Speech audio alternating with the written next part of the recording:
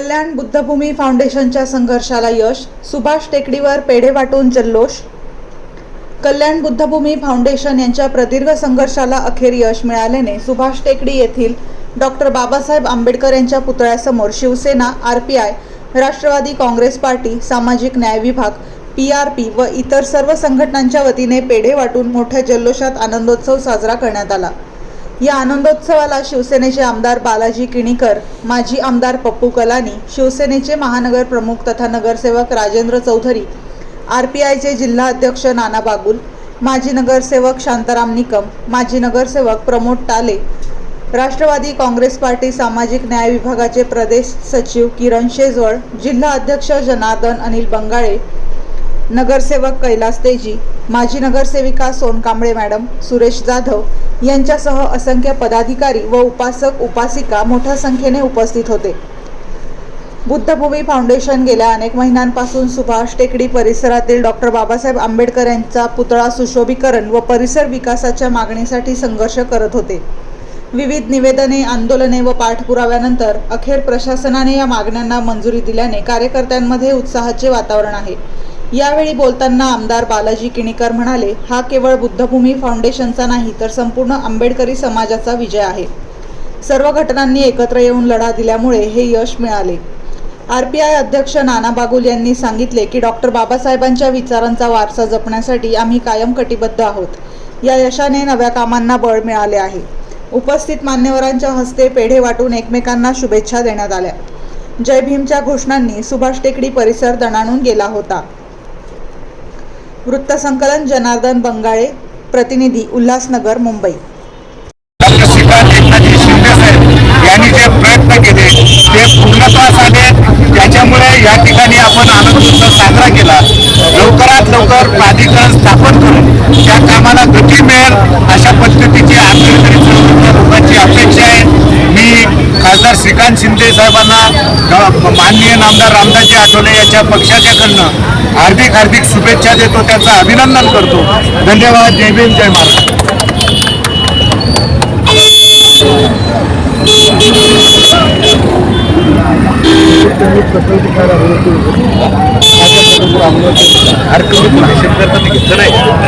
किती मिनिटात मोठं भाषण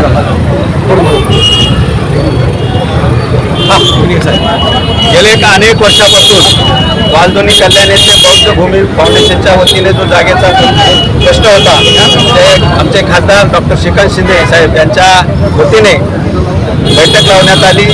माननीय नामदार समाज कल्याण मंत्री शिरसाट साहेबांच्या दालनामध्ये, त्या दालनामध्ये अनेक समाजाचे नेते या ठिकाणी होते। आनंदरावजी आंबेडकर होते, त्याचप्रमाणे आमचे सोनवणे या ठिकाणी होते, वंचितचे जिल्हा अध्यक्ष सोनू पवार होते, श्यामदादा गायकवाड सन्माननीय तेही या ठिकाणी होते आणि सर्वांच्या मते प्राधिकरण स्थापन करून समाजाला उपयोगी असं जे बौद्ध गयाच्या धर्तीवरचा विकास करण्याचा मानस आमचे कार्यसम्राट विकास पुरुष खासदार डॉक्टर श्रीकांत शिंदे यांनी त्या ठिकाणी मांडल्यानंतर त्या जागेमध्ये हॉस्पिटल होईल, शाळा होणार आहे, त्याचप्रमाणे मोठी बौद्ध स्तूप या ठिकाणी होणार आहे, मेडिटेशन सेंटर या ठिकाणी होणार आहे, वंचितांना राहण्याची सोय त्या ठिकाणी होणार आहे आणि एक वेगळं समाज उपयोगी MPSC UPSC भवन सुद्धा करण्याचा त्यांचा मानस आहे, जेणेकरून समाजातील मुलांना,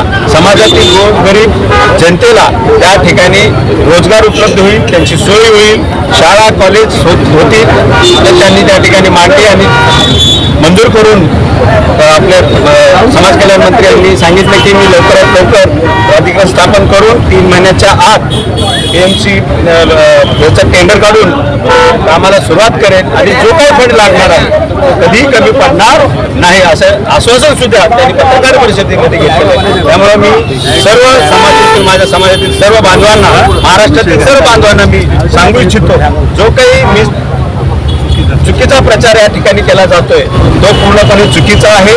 आज त्या ठिकाणी आमच्या समाजाला जे उपयुक्त आहे, मुलांना शाळा, हॉस्पिटल, त्या ठिकाणी मेडिटेशन सेंटर, उपासना बौद्ध स्तूप हे जे आम्हाला जे लागणार आहे समाजाला ते या ठिकाणी प्राधिकरणाच्या माध्यमातून त्या प्राधिकरणामध्ये बौद्ध फाउंडेशनच्या बंदिती असणार आहेत आणि समाजातील प्रतिष्ठित लोक जे समाजाला वाहून गेलेले आहेत, समाजासाठी चळवळीत काम केले अशा लोकांना पण त्या ठिकाणी 10 ते 11 लोकांना त्यांना नेमून त्यांच्या माध्यमातून हे सगळं काम करून घेणार आहे. त्यामुळे मी खरोखर आज पूर्ण महाराष्ट्रामध्ये म्हणा पूर्ण भारतामध्ये म्हणा 30 एकर जमिनीचा वरती हा विकास होणार आहे. त्यामुळे मी खासदार डॉक्टर श्रीकांत शिंदेचे समाजाच्या वतीने माझ्या मतदारसंघाच्या वतीने आणि आमच्या सर्वच महाराष्ट्रातील सर्व बौद्ध समाजाच्या वतीने मी त्यांचं खूप खूप खूप आभार मानतो. साहेब एक मिनिट आपले